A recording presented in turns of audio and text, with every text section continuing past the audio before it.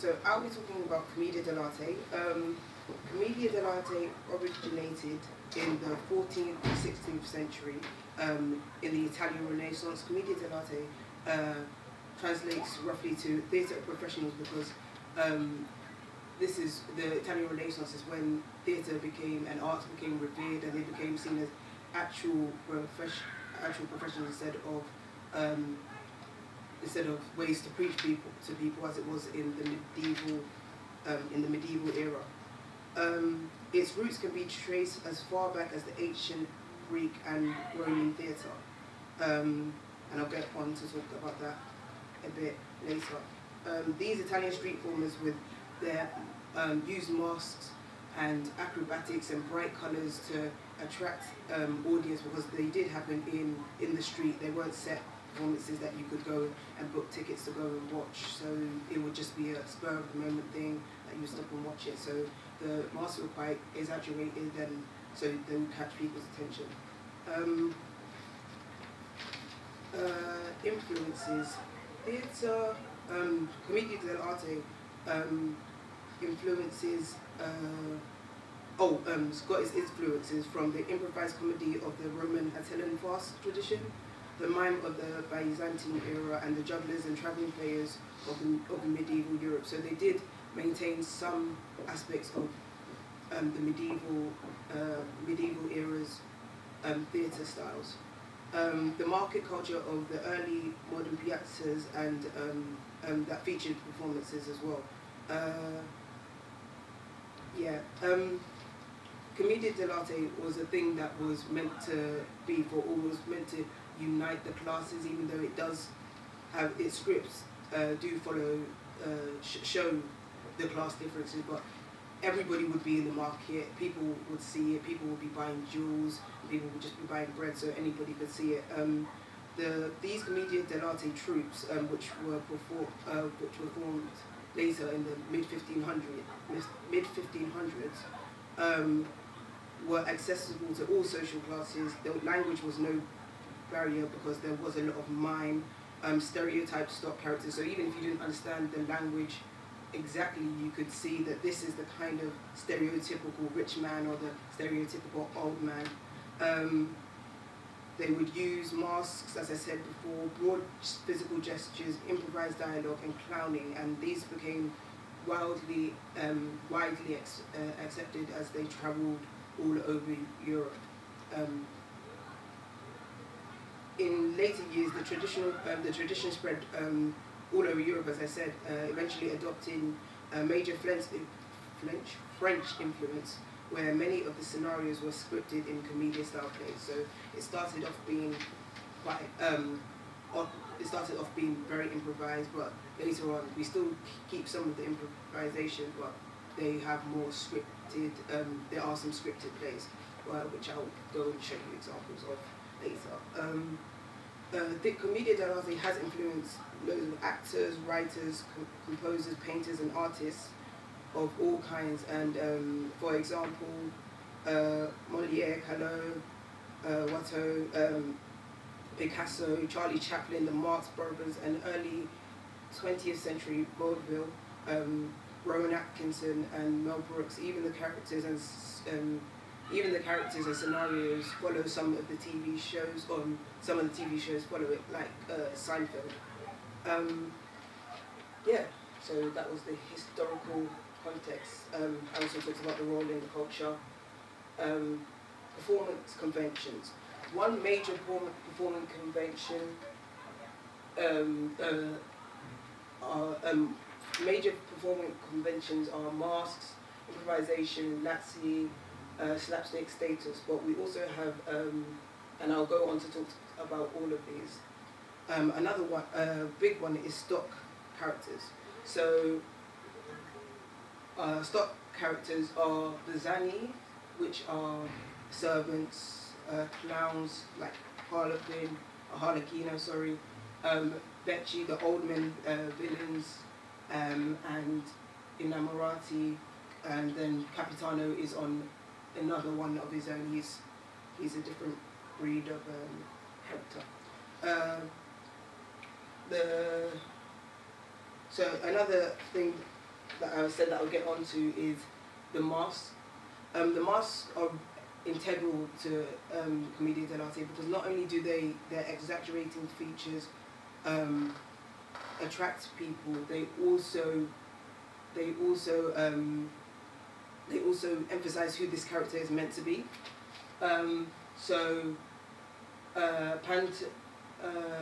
Arlecchino's mask his nose is quite big because he's always following. He's always very hungry, so he's trying to find food. Il Dottore has bushy eyebrows, grey bushy eyebrows to show how old he is, and yeah. So that's the mask. Another thing that is, as I said, that I'll get onto is slapstick comedy. Slapstick is slapstick comes in. There are many rules to slapstick. So exaggeration, repetition, dramatic irony, rule of three. In Comedia, a joke is usually made of how any violence falls are fake. This is done by using large movements and over-the-top sound effects. This is what slapstick is. So, for example, an example of slapstick would be if I was a servant and I came in with a tray. I'm going to talk about how repetition and rule of three and dramatic irony and exaggeration work in this scenario. So, if I was Arlecchino and I came in with a tray of food, what would happen is I would go to the door, making it quite big, quite comical, and then I'll go to the door and open it, and then someone would come out and hit me and I'll drop everything. I would go back and get another tray of food. I would do the same thing, and then someone again would come out and hit me and I'll drop everything.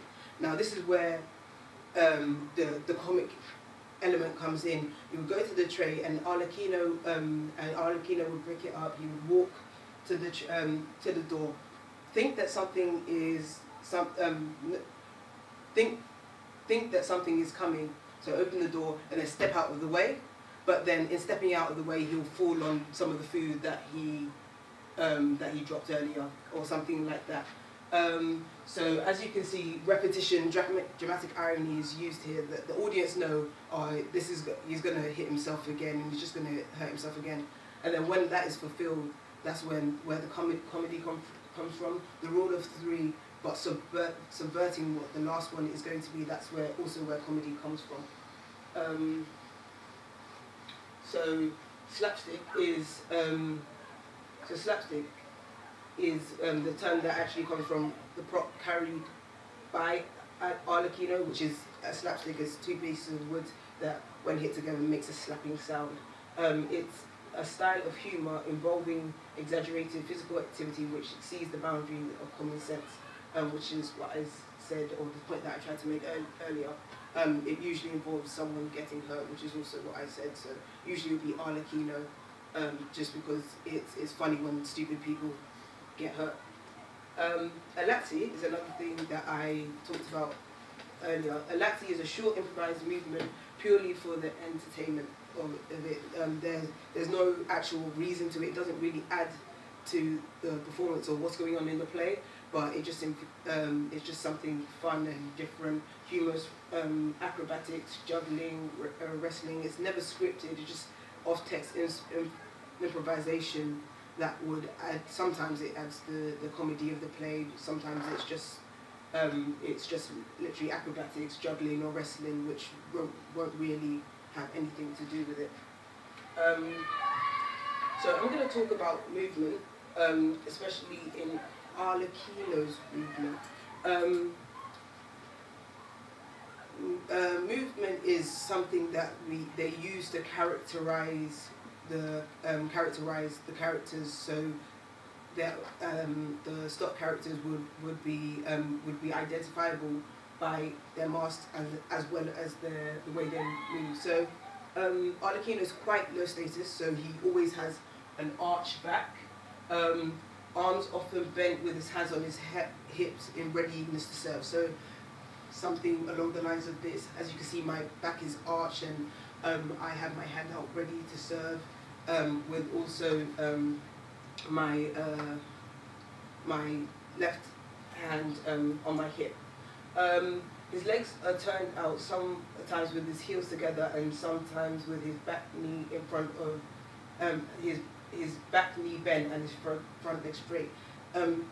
This move looks something like this. It is just a different way of presenting his status. If you stand like this, it's hard to have a higher status. So you're quite low down, always ready to serve.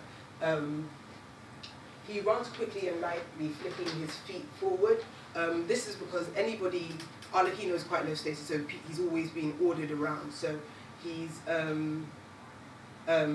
always has to move very quickly, and he's always getting in trouble. So trying to get out of trouble, he's always ready to run. So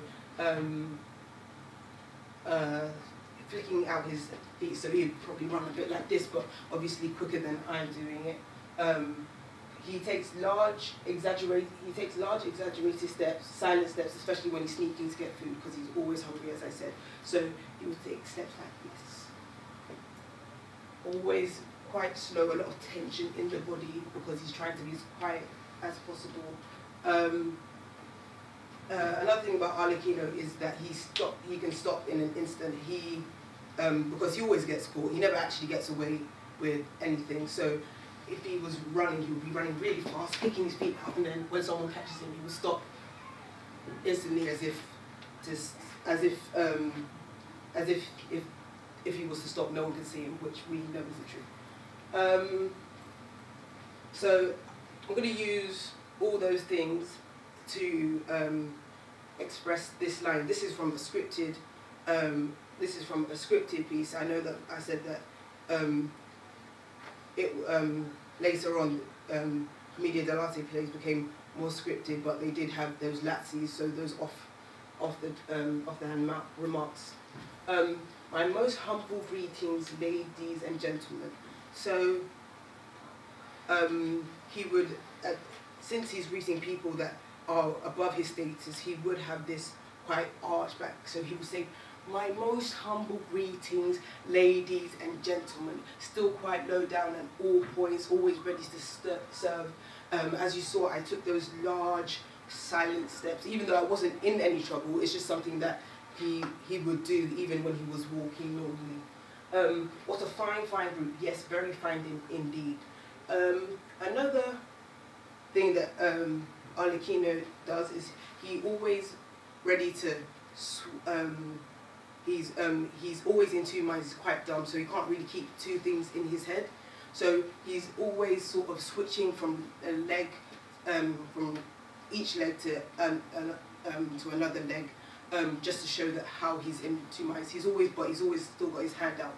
So he would say, "What a fine group." Yes, very fine indeed. Something like this, just to express that he's not in two minds, but it's just something that he would do constantly throughout play.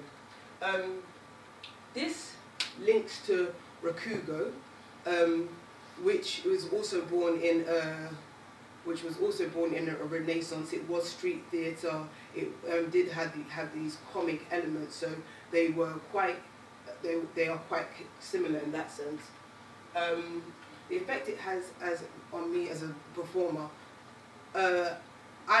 Sometimes when I act, I'm very refined, so I'm not ready to really express myself to the full extent, so I don't use big exaggerated movements, but this has taught me how to do such things, and these are my sources.